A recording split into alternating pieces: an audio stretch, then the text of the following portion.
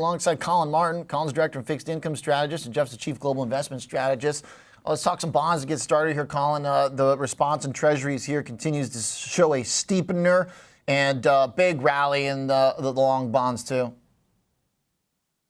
Yeah, big rally after what was initially a sell-off. I think what we saw initially was markets were looking for some sort of explicit timeline about when those rate cuts might come. And you really didn't get that in the statement. But then as we heard comments from Fed Chair Powell, it supported our case, and I assume the market's case, that rate cuts are on the horizon. If you look at the statement itself, again, nothing explicit, but it focused on things coming into more balance. I think that's the key takeaway there, where it's not just about the inflation outlook anymore. It's more about the dual mandate and risks to both sides.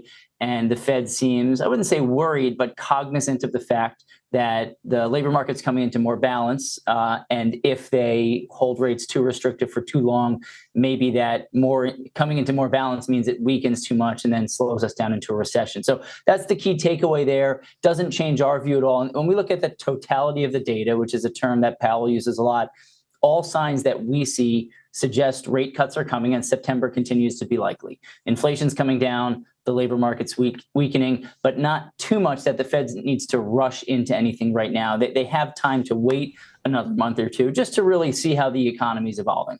Okay.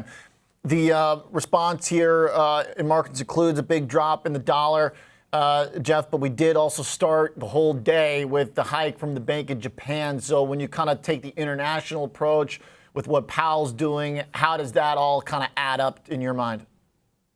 Yeah, most of the momentum in that trade came earlier this morning. The Yed's up 2% today and had a good portion of that before the Fed move. Look, we previewed it yesterday on your show. The Bank of Japan hiked by a surprise 15 basis points, not just 10 today, and set out the plan for gradually tapering its asset purchases, really cutting them in half over the next couple of years from 6 trillion yen to 3 trillion per month. So everything that I thought they might do, they did, which was at the high end of expectations. And so now you're seeing this ongoing rally in the yen. Now it's masking potential weakness in tech from the unwinding of the carry trade. And why are we seeing that today? Well, we got some good news on the tech front today. Microsoft, in terms of their continuing CapEx that we're seeing in the AI space, plus the potential for some rollback of the potential for a U.S. ban on selling to China a lot of tech products, semiconductors included. So all that helped put a bid under semiconductors today. But without that, maybe we would have continued to see that unwinding of the carry trade. Yen strength,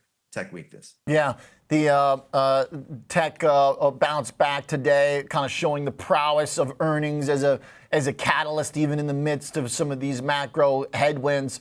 We kind of see where some of the priorities rank in the market. To the point, Collin, about kind of where we are economically, Powell doesn't seem to be super worried about the economy, but did his language indeed kind of give some credence to the slowing that we've seen?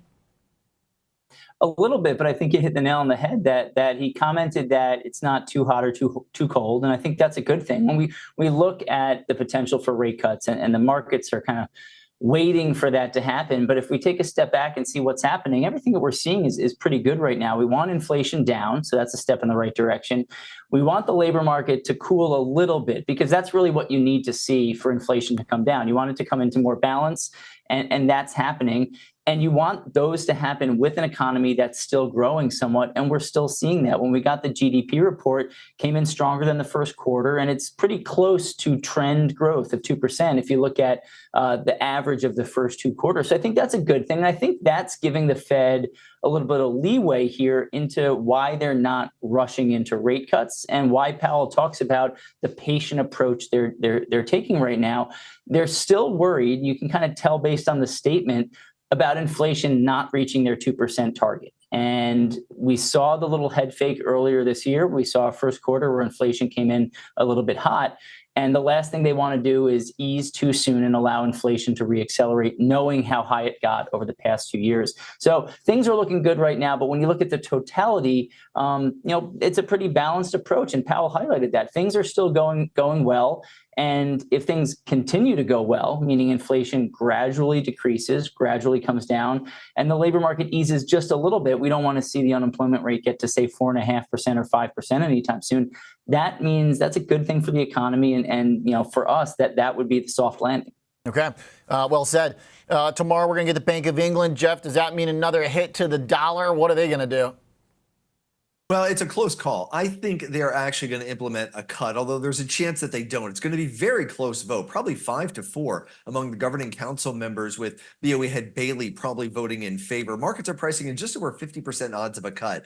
So again, it could go either way. UK inflation is at 2.0%, the first major central bank to hit their inflation target, but services inflation is still very high in the UK. So there may only be a narrow window here while it's at 2% for them to begin to implement some cuts. So the jury's out, but I think they'll do it. The yield curve in the UK has started to re-invert after inverting and getting a recession last year. We're starting to see that uninvert now. That's helping to lift UK financials. So that could be the way to play this. If indeed they do cut tomorrow, as I think they will, we can continue to see that rally in financials in the UK markets. Such an interesting dynamic there. But okay, I love it. Thanks for the perspective. All right, maybe the dollar then can firm up. But then I don't know, if we're going to cut and they're cutting too, it's like maybe it's a wash, So, all right, should be a fun session. We got plenty ahead of us this week. Thanks a lot, guys.